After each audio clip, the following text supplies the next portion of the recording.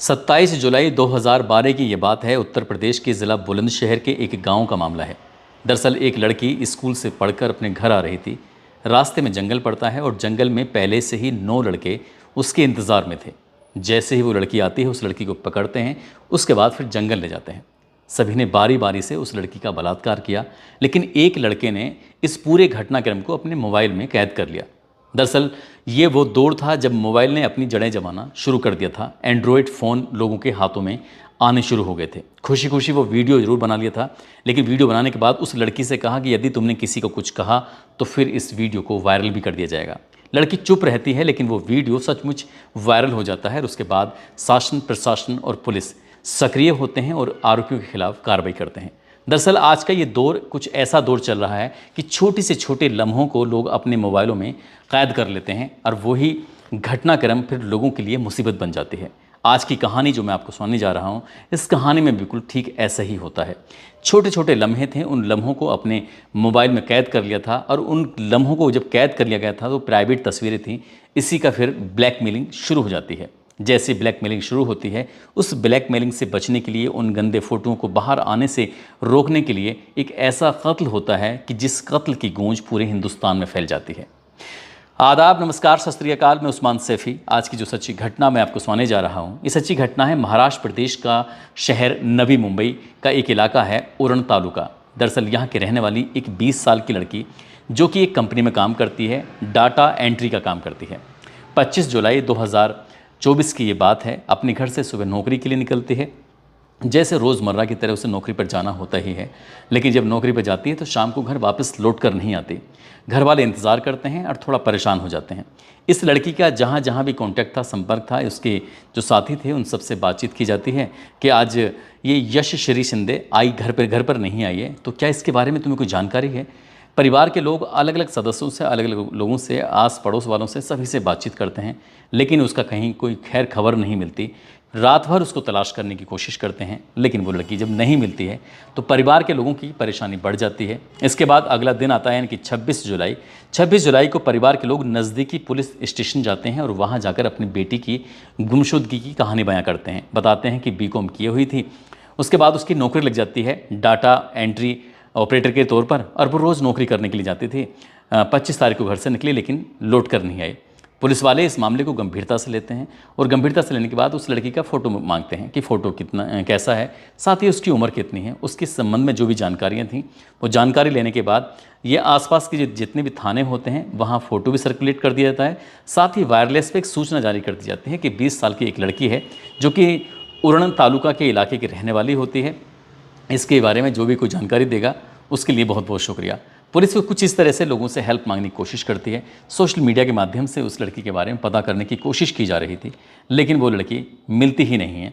अगला दिन आता है, यानी कि 27 जुलाई 2024 की सुबह के आसपास का ये वाक़या है। जूही नगर रेलवे स्टेशन के पास एक पेट्रोल पंप है और पेट्रोल पंप के पास थोड़े से फासले से कुछ झाड़ियाँ हैं। उधर एक सुनसान सा इलाका है। उधर कुछ लोग गुजर रहे थे। गुजरते हुए लोगों को कुछ कुत्तों के बोलने की, उनके कुत्तों की कुछ इस तरह से कुछ चीज़ को खींचने की आवाज़ें आ रही थी कि एक व्यक्ति की नज़र उस पर पड़ जाती है। वो व्यक्ति देखता है कि एक लाश को कुत्ते नोच रहे थे। उसने जब नज़दीक से जाकर देखा, तुरंत ही वो पुलिस को फ़ोन करता है। पुलिस सूचना पाकर मौके पर आती है और मौके पर आके देखती है कि 20 या 22 साल की एक लड़की होती है, उसकी लाश को कुत्ते नोच रहे थे। वो लाश किसकी है किसकी नहीं है।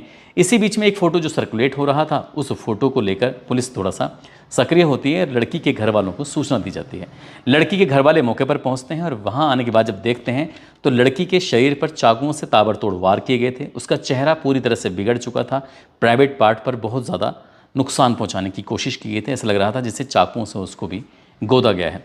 आखिरकार परिवार वालों से कहा कि इसे देखकर बताइए कि कहीं ये तुम्हारी बेटी तो नहीं है। यानी कि यशश्री शिंदे जो लगातार 24 घंटे से ज़्यादा समय से वो गायब थी।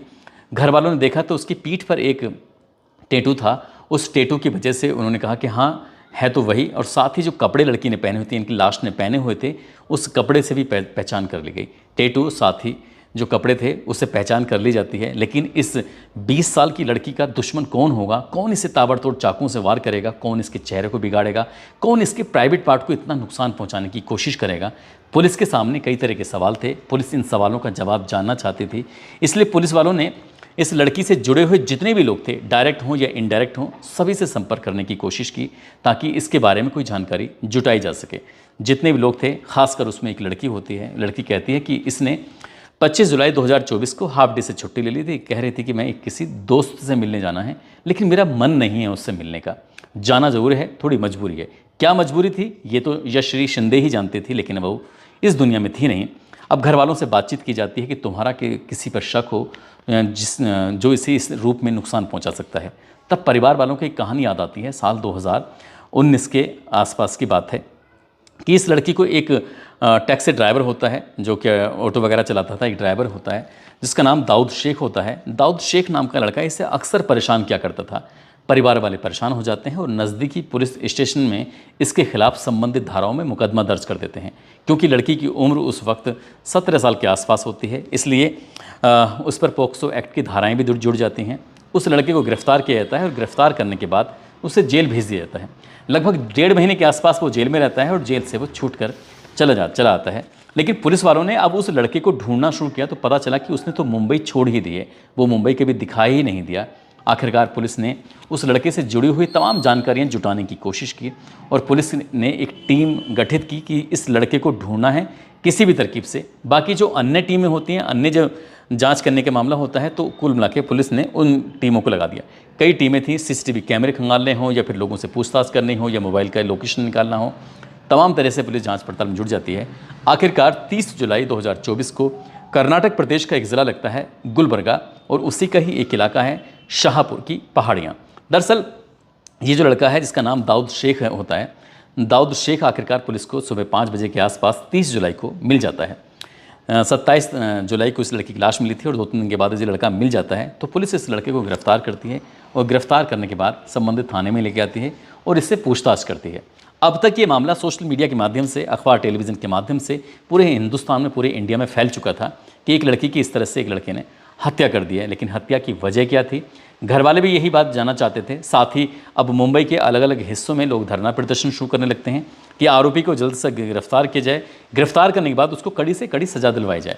इस घटना ने साल 2012 में जो दिल्ली में घटना हुई थी निर्भया के ऊपर, तो उस कहानी को भी याद दिलाने की कोशिश की, क्योंकि जिस तरह से निर्भया के साथ बहुत अवानवीय हरकत की गई थी, ऐसी ही अवानवीय हरकत इस लड़की के साथ भी की गई थी।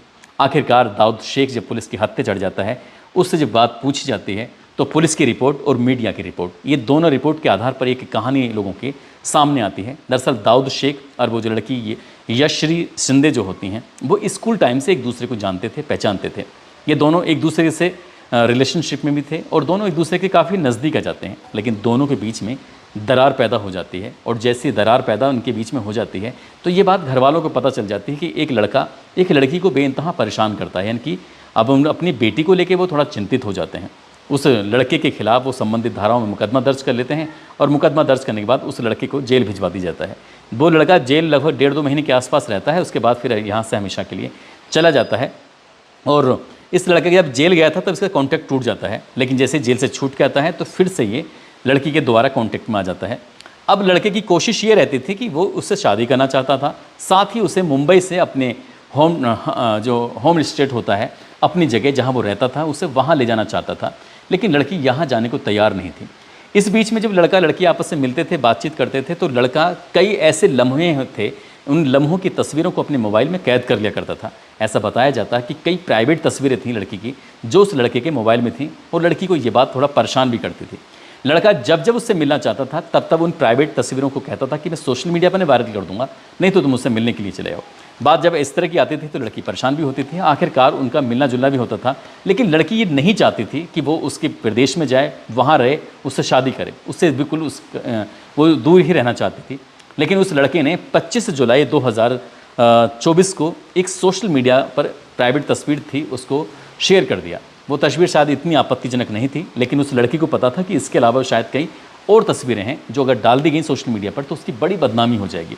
आखिरकार उस लड़की ने उस लड़के से रिक्वेस्ट की कि प्लीज़ तुम ये सब काम मत करो। तब लड़का उससे ज़िद करता है कि तुम्हें मिलना पड़ेगा और मिलने के लिए उसके लिए एक जगह कोटनाका इलाका होता है, वहाँ जगह निर्धारित कर दी जाती है।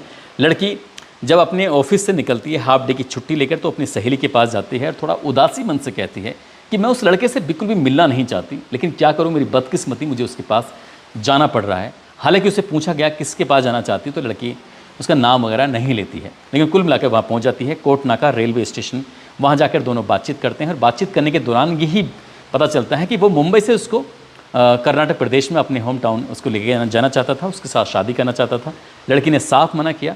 ये बातचीत करते करते कुछ ऐसे सुनसान जगह पहुंच जाते हैं। लड़के को बहुत ज़्यादा गुस्सा आ जाता है क्योंकि वो उसकी बात नहीं मान रही थी और उसके पास पहले से ही चाकू मौजूद होता है। उस लड़की पर वो ताबड़तोड़ वार कर देता है, तब तक वार करता है जब तक क्या उस लड़की की मौत नहीं हो जाती, यानी कि उसकी प्राण नहीं निकल जाते।